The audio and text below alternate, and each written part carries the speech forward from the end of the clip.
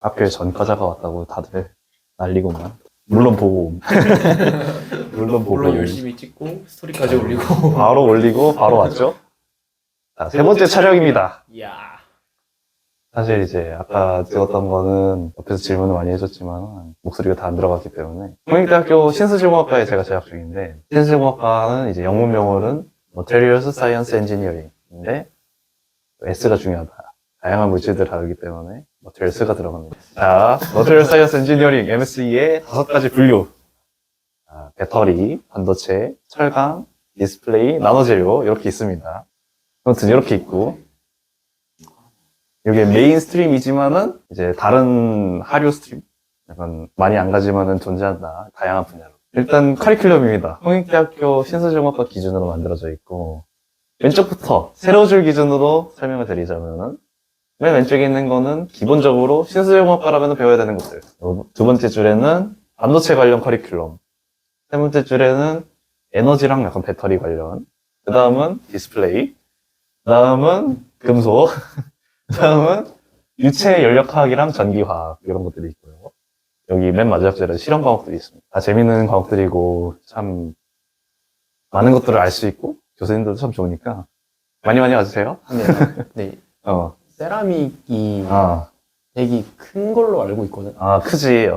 근데 아까 5개를 보여줬을 때는 세라믹은 없지 않나? 세라믹은 약간 물질적인 분류에서는 금속, 세라믹 약간 요 큰 쪽으로 가는데, 딴 거랑 많이 겹쳐서 하지. 반도체에서 뭐 절연체로 세라믹을 쓴다든지 하면서 그렇게 약간 융합적인 쪽이어서. 자, 요거는 이제 신수공학과에서 제일 기본적인 내용, 밀러 인덱스 인다이시스인데, 공간 해석적인 면 그리고 약간 기하적인 면이 들어가기 때문에 그런 쪽에 약간 재능이 있다면은 편하게 할 수 있지만은, 그런 게 없다면 살짝 힘들 수 있는 구간이지만, 이런 디렉션과 플레인을 가지고 뭐 다양한 현미경에서의 관찰이라든지 물성의 관찰이라든지 그런 것들을 할 수 있게. 이제 신수공학과에서는 다양한 현미경들을 사용하게 되는데, 그중에 이게 너무 예전에 만든 자료라 이제 기억이 잘 안 나는데 아마 SEM일 것 같긴 하지만, 아무튼 전자광 현미경들을 신수공학과에서 사용을 하게 됩니다. 그리고 이런 것들을 가지고 표면이 어떻게 생겼는지도 물성에 참 중요한 역할을 가지고 있기 때문에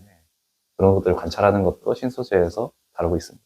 그리고 이 오른쪽은 XRD 분석인데, XRD는 엑스레이 회절을 이용해가지고 이 시료 안에 우리가 찾고자 하는 원소가 있는지, 물질이 있는지를 알아내는 법인데, 이렇게 픽이 나오는데 요 괄호가 좀 익숙하게 생겼죠? 요 괄호랑 똑같은 겁니다. 그래서 요 방향에 따라서 나오는 픽에 따라서 물질을 구분을 해야 할 수 있다. 이렇게 자세한 거는 다 이제 나중에 배우게 되니까 다 같은 물질인데, 요 노란색만 동위원소로 한번 넣어보면은 확산이 일어나서 동위원소가 이동하는 거를 방사능 가지고 위치를 검출해낼 수 있다. 확산에 따라서 재료의 물성이 또 많이 바뀌기 때문에 셀프 디퓨전. 취향법인 걸로 알고 있어요. 네. 그래서 이 확산도 신소효과과에서 아주 중요하게 다루고 있는 요소이다. 요거는 이제 아까는 같은 물질이었다면은 요거는 이제 베이컨시, 비어있는 공간, 주변에 있던 레티스를 이루고 있던 원자들이 움직이면서 이렇게 베이컨시도 움직일 수 있다. 아래에 있는 거는 뭐 다른 물질, 불순물이 들어갔을 때 이제 빈 공간을 헤집고 다니면서 이동해서 디퓨전을 할 수 있다. Substitutional diffusion, interstitial diffusion. 이건 베이컨시 디퓨전. 까비. 서브스티튜셔널은 요거에서 다른 물질일 때. 저걸로 착각했어. 다음은 이제 신수정보과에서 제일 중요한 그래프 중에 하나인 스트레스 스트레인 커브, 줄여서 SS 커브라고도 하는데, 금속 재료를 가지고 이 금속 재료가 얼마나 많은 힘을 버틸 수 있는지, 요 끊어질 때까지 프랙처라고 표현하는데, 요때까지 얼마나 많은 힘을 버틸 수 있느냐는 거를 그래프를 통해서 나타낼 수 있기 때문에, 다양한 표식들이 있긴 하지만은 이런 것들은 다 나중에 배울 수 있기 때문에 몇 개만 설명을 하자면은, 요 프랙처는 아까 말했던 그 재료 시편이 끊어져 있을 때의 시점이고, 울티메트 스트렝스는 이제 네킥이 일어나기 전에 얼마까지 버티느냐는 거를 나타내고, 뭐 그런 것들이 있고, 물질별로 이런 스트레스 스트레인 커브가 다르게 나타나기 때문에 이 둘이 왜 그래프 개혁이 살짝 다른지, 요거는 아주 이론적인 경우이고 요거는 실제적인 경우이기 때문에 그래프 개혁이 살짝 다릅니다. 요거는 신수정보과에서 또 중요한 그래프 중에 두 번째, 중요도가 두 번째는 아니고 이것도 중요한 건데, 페이스 다이어그램이고요. 이 물질이 여러 가지 상으로 존재한다는 거는 아주 초등학교 때부터 다 배웠기 때문에 뭐 기체, 액체, 고체 막 이런 상도 있지만은 우리가 배우려는 거는 결정 구조상으로 어떤 상을 가지고 있느냐 이걸 배우려고 하기 때문에 각각의 상을 가지고 있는 것들이 또 배열이 되면서 새로운 상을 나타내기 때문에 이름이 새로운 상 그런 것들도 배우고 이거 가지고 정말 다양한 것들을 알아낼 수 있기 때문에 뭐 요 지점에서의 물질의 조성이라든지 얘네가 녹는 점 뭐 그런 것들도 알 수 있고 알 수 있는 정보가 참 많은 집약되어 있는 아주 좋은 다이어그램입니다. 다음은 이제 신수제과에서 제일 중요한 물질 SiO2 이산화규소인데 뭐 실리카라고 표현하기도 하고 이 친구를 여러 군데에서 사용하기 때문에 반도체 웨이퍼에서 사용한다든지 뭐 절연체로 사용한다든지 아주 만능인 친구이기 때문에 아주 중요한 친구다. 그리고 이 3D 입체 구조 이런 것들도 신수제공학과에서 많이 다루기 때문에 물질이 어떤 크리스탈 스트럭처를 가지느냐 결정 구조를 가지느냐 이런 것들을 알게 됩니다. 들어오면은 P타입 반도체와 N타입 반도체를 접합을 했을 때 뭐 전자와 전공, 홀의 이동이 어떻게 되느냐 이런 거라든지 컨덕션 밴드, 밸런스 밴드 이번에 고등 개정도 해가지고 어. 통합과학이 나왔더라고요. 야 이게 통합과학에 나와? 미쳤다. 그림은 이렇게 나오는데 막 오. 저렇게 빌트인 이렇게 안 나오고 넘어가 버렸네. PN 반도체랑 전자 고동 이걸 배운다니 아주 다행입니다. 아주 바람직한데? 마음에 드는 교과과정 개정이다. 이거는. 반도체 엄청 많이 들어갔어요. 이미 다들 그럼 아실 수도 있겠지만은 이런 것들을 심도 있게 배우고 계산을 한다. 이걸 가지고. 계산은 안 하더라. 계산을 하게 돼. 진짜. 공대니까 계산을 해야 되죠. P타입 반도체와 N타입 반도체. 이 둘을 합해놨을 때, 붙여놨을 때 어떤 변화가 생기느냐를 이제 에너지적인 관점에서 밴드 다이어그램을 그릴 수 있다. 그리고 이 밴드 다이어그램에서 구부러진 것들로 인해서 전자와 전공의 포텐셜 차이가 생기기 때문에 이동이 된다.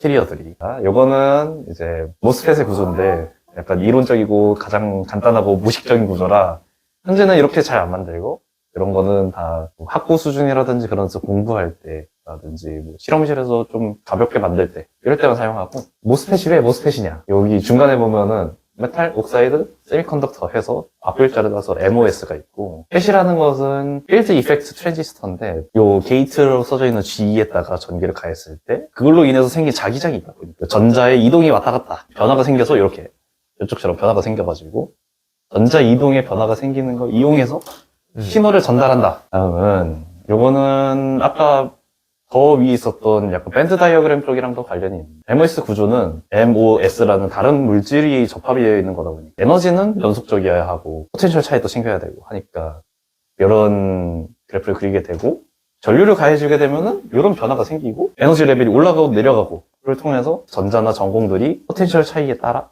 움직이게 된다. 단위 면적당 얼마나 많은 전자가 지나가고 흐르느냐를 이용해서 아까 위에 봤었던 요 빨간색 부분 이 부분을 조금 더 확대해서 그린 게 이 모양입니다. 이런 것들도 공식을 이용해가지고 뭐 계산을 하고 하는데 이런 것들은 수업 시간에 다루도록 하고. 네, 아까는 SiO2 얘기는 그런 건 이제 화학 얘기고 지금 방금 얘기한 거 물리 쪽이잖아. 나름 물리긴 한데 막 심각하게 물리는 내용은 아니어가지고 막 우리가 뭐 오메 법칙을 쓰고 그러진 공식 유도할 때 쓰긴 하지만은 그걸 직접적으로 쓰진 않아. 우리는 회로 설계보다는 이 작동 원리라든지 이 어떻게 하면 확산을 더 잘 일으키게 할 수 있는가에 대한 소재 연구 이런 것들을 좀 더 중점적으로 하기 때문에. 교수님 강의 언제 열려요? 어떤 강의요?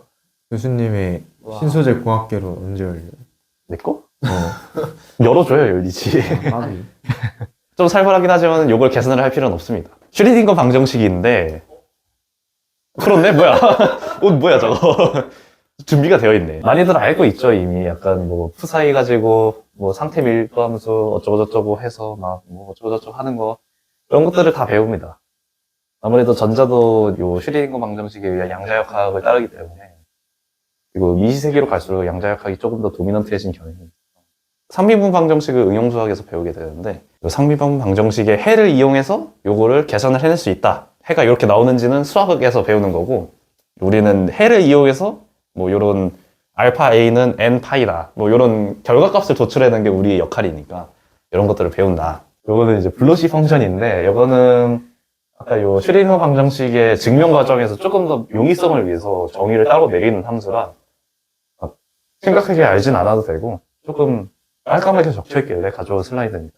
사실 요거는 이제 노션에다가 정리를 하고 있었던 내용인데, 신수영업에서 주로 쓰는 물질들이라든지 그런 것들을 살짝 조사를 좀 미리 해놓고 싶어가지고, 그런 것들을 적어놨는데, 몇 가지를 간략하게 소개를 하자면은, 요, 그래핀. 아주 유용한 물질인 거 다들 알고 계시고, 바륨 티타나이드, TO3. 요거는 페로브스카이트 구조를 가지고 있는 차세대 반도체 물질로 사용을 하고 있고, 요새 태양전지나 그런 쪽에도 많이 활용을 하고 있다라고 알고 있고. 제가 세택 때 저걸로 발표했습니다. 그렇대요. 했어요. 아주 올바른 친구들입니다. 알륨 알세나이드. 요것도 그 실리콘이랑 저물륨이랑 같이 사용하는 약간 양대 산맥 느낌의 세 개지만 그런 물질이고, 보론 나이트라이트. 요거는 궁금해서 그냥 찾아봤던 거라 엄청 크게 중요하진 않은데, 이것도 요새 연구가 좀 많이 되고 있는 분야예요. 궁금하다면은 이런 물질도 있다.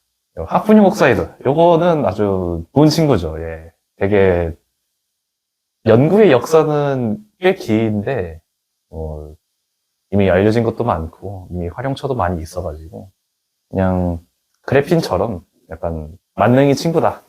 얘도 절연체로 사용을 하고 있고, 절연체가 왜 중요하느냐. 이제 반도체 공정에서 조금 더 나노 구간으로 들어가기 때문에 누설 전류를 막기 위해서 이런 절연체들이 필요해서 절연체 물질들도 이렇게 연구가 진행이 되고 있다.